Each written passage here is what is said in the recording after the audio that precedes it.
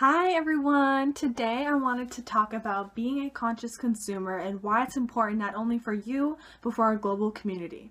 Now, what do I have right next to me? Ta-da! The lovely Ugg boot. Now, I know all of us girls have gone through a pair of these one time or another. I got this pair probably about 8 years ago. My friend Lauren gave them to me and I was so happy to get them. And back then, I had no idea what it took to get this shoe into my hands. And I never thought about where it's coming from, who was making it, what kind of materials. I didn't know any of that. And it didn't even occur to me that that was a thing that I needed to be worried about. Until a couple years ago, I didn't even do my research to figure out the answers to these questions that I had. But when I did start to see the same consistent information for the larger companies that kind of control most of what we consume, what I found out was just shocking, and it changed my life forever. I don't think like many Americans realize that when a company goes overseas, they have completely different laws. They have completely different set of standards for workers and the expectations. So when you buy a product, always look at where it's made and just think about, some woman, some man, some child made this. They made this in, let's say, Bangladesh. They made this and now I have it. And you need to make the connection between I'm buying this and I'm supporting it.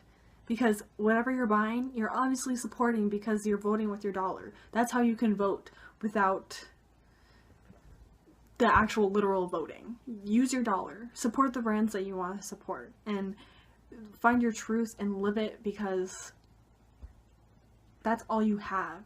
I found a great resource at a local fair trade store in Sonoma, California. And that is this. The Better World Shopping Guide.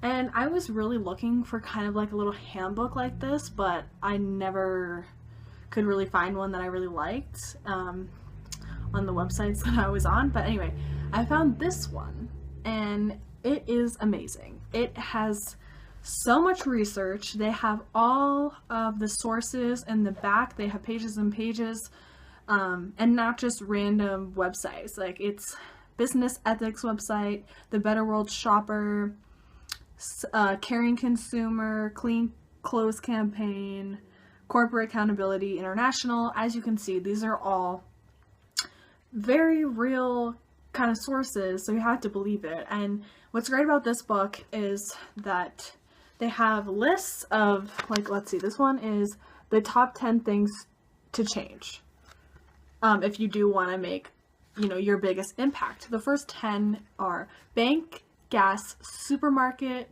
retail stores, car, seafood, chocolate, coffee, credit cards, and cleaning products. So that kind of breaks it down for you if you really want to get into, where to start and what's going to make the most impact in the beginning. You can find that here.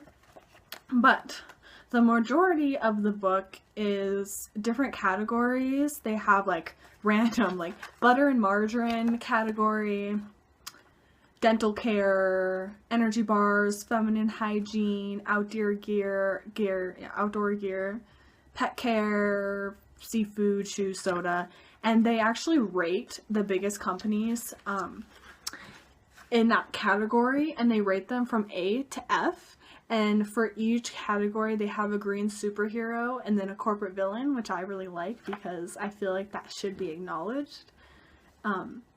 So, for example, in pasta sauce, Eden Foods and Amy's Kitchen get the Green Hero Award, and they both have an A or an A+. So I know when I go to the store and I see Amy's Kitchen, especially in Sonoma, they have a fast food place there now, that I'm going to choose Amy's Kitchen over Back to Nature, which is the corporate villain. Which Back to Nature sounds like it's a good brand, right? It sounds like maybe it's like organic or whatever. It sounds good, right? It sounds natural, but you don't actually know. Another thing I wanted to talk about was a lot of the times when I'm talking about sustainability with people, they kind of ask me what exactly I'm talking about. And I have different categories of sustainability that I kind of mark on what's really important to me, and then I find the companies that kind of match those main values that I want to focus on. So for this book, they list 5 categories that they're judging the companies on. Let's go to, I think it was candy. Canned goods, no. Candy, gum, and mints. Okay. So the corporate villain for candy, mints, and candy, gum, and mints is, as you can see, it says right there, M&Ms. Okay, so and then it has some facts about M&Ms, which I trust. I trust these facts. And if you want to know the sources, get the book and look up the sources, because it's true, people. Evidence of involvement in child slave labor. Yes, you heard that right. Evidence of involvement in child slave labor. So American kids are going to the gas station and getting M&Ms when maybe a child slave actually produced that for them. I think that's really messed up. It also says target of International Fair Trade campaign. So they do not support fair trade.